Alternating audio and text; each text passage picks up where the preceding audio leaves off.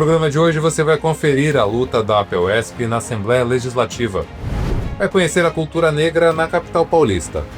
E vai ver o ato do Dia da Consciência Negra. Confira. Na terça-feira, dia 25, a deputada e segunda presidenta da APUESP, professora Bebel, fez na Assembleia Legislativa um relato das reuniões com a SEDUC.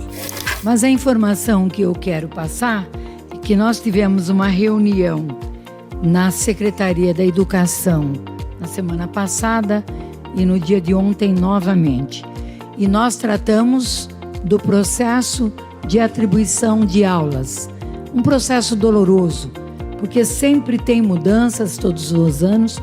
Vossa Excelência deve ter acompanhado na região do senhor, sabe o quanto que os professores reclamam, né, deste processo de atribuição.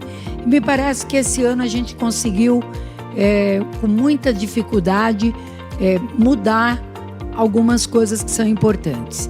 Primeiro, no que diz respeito aos professores categoria O. Categoria O são os precarizados, né? E que ele, do ano de 22, ele vai poder entrar no listão. Ou seja, ao invés dele ser demitido, né? Como seria, ele entra no listão e vai poder ter aulas para ser atribuída. Bom, aí na escola. Mas na escola não tem mais aula. Então ele vai para a diretoria de ensino, né? Que vai concorrer lá antes dos demais novos, né? Porque depois vem a lista dos novos. Porque a grande confusão que se fazia era exatamente por quê? Porque ao invés de respeitar o tempo de serviço, né?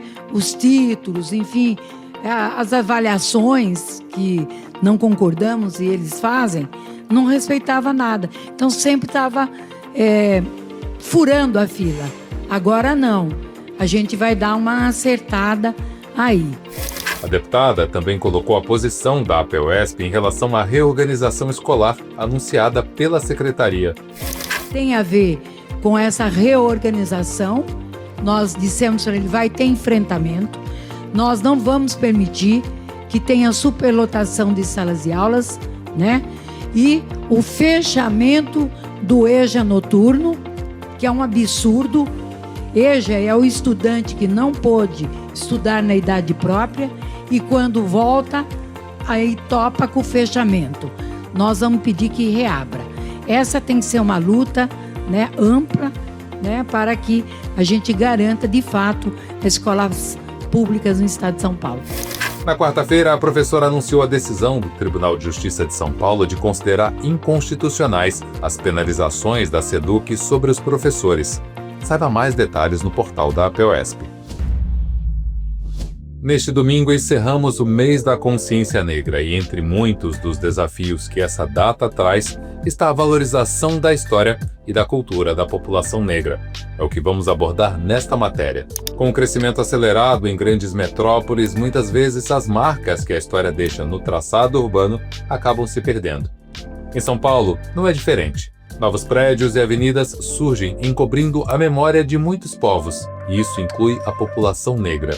A Sampa Negra é uma iniciativa que se levanta contra o apagamento desse legado. Por meio de passeios de afroturismo, experiências culturais e ações educativas, ela busca resguardar as histórias de negros e negras que viveram na capital paulistana. Elas passaram por processos de tentativa de apagamento e de silenciamento, com certeza, se há certezas, né? De invisibilizações, mas que tem muita gente que sabe sobre essas memórias. Então, o trabalho da Sampa Negra está em conversar com as pessoas que conhecem, fazer uma pesquisa acadêmica, bibliográfica, mas também nas músicas e caminhar por essas ruas, escutando essas versões da história que não estão sendo contadas massivamente. A iniciativa realiza vários percursos pela cidade, revelando histórias que muitos não conhecem. Por exemplo, a maioria dos paulistanos nem imagina que já houve um quilombo em uma área próxima à avenida que hoje é o símbolo da cidade.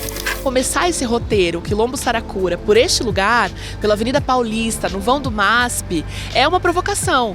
Então, caminhar na cidade é uma forma que a gente tem de conseguir, com outro tempo, com outro olhar, por perspectivas e ângulos diferentes, procurar esses sinais que estão aí. Não todos visíveis, mas que se a gente tiver um pouco mais de cuidado e abertura, a cidade vai se desvelando pra gente. Vencer o racismo estrutural exige a compreensão de que não existe uma história única de uma nação. Ela é um conjunto complexo de etnias, culturas, crenças e vivências. Reconhecer e respeitar essa pluralidade é algo que deve ser feito em cada canto de nosso país. Isso inclui a maior cidade brasileira. São Paulo se vende como uma cidade muito diversa, né? Um caldeirão de culturas, efervescente, muitas caras, gestos, corpos, também cores. Mas na hora que vai contar sobre si, ela vai contar só uma versão. Então é um convite para a gente, de verdade, olhar em outras perspectivas. Então, ao invés de só olhar para frente ou para cima, nos grandes prédios, vamos olhar para o fundo. Vamos olhar para os lados, para as bordas, e aí a gente consegue, à medida que a gente olha para essa cidade mais diversa agora, com outras narrativas, a gente consegue inclusive se entender. Essa é a grande proposta, que essa cidade seja mais viva e possível de ser vivida por todo mundo que está nela. No dia 20 de novembro, Dia Nacional de Zumbi e da Consciência Negra, o Educação na TV veio até a Avenida Paulista para a Marcha da Consciência Negra, em clima de celebração da cultura afro-brasileira, mas também de reivindicações por direitos fundamentais à população negra. Todo negro, todo preto tem todo o direito de se graduar. Não é igual ao senhor governador que é pago com o nosso dinheiro, que incentiva o ser humano a não estudar. Porém, a filha dele e ele são graduados. Não compre esse elefante branco.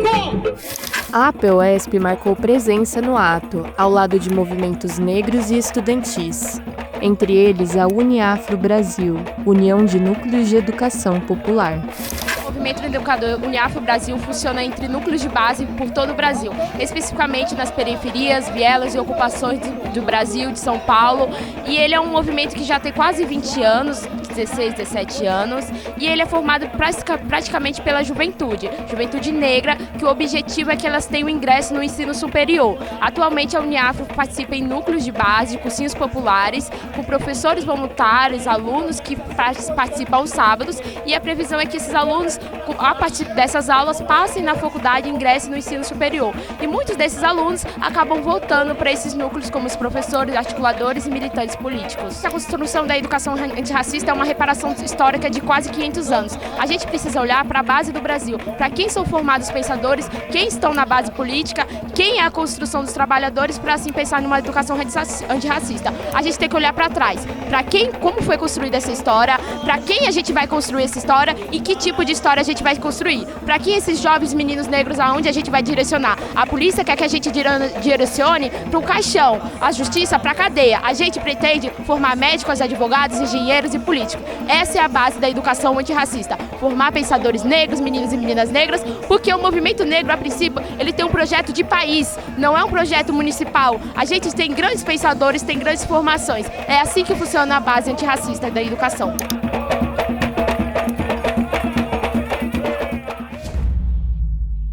Termina às 19 horas deste domingo a 27ª Festa do Livro da USP, um dos maiores eventos literários do estado de São Paulo. O evento, inaugurado na terça-feira, dia 26, conta com a participação de editoras de todo o país e traz promoções e descontos imperdíveis para professores e estudantes. É a chance de encontrar aquele livro que você precisa pela metade do preço. Corra que ainda dá tempo. O programa de hoje fica por aqui.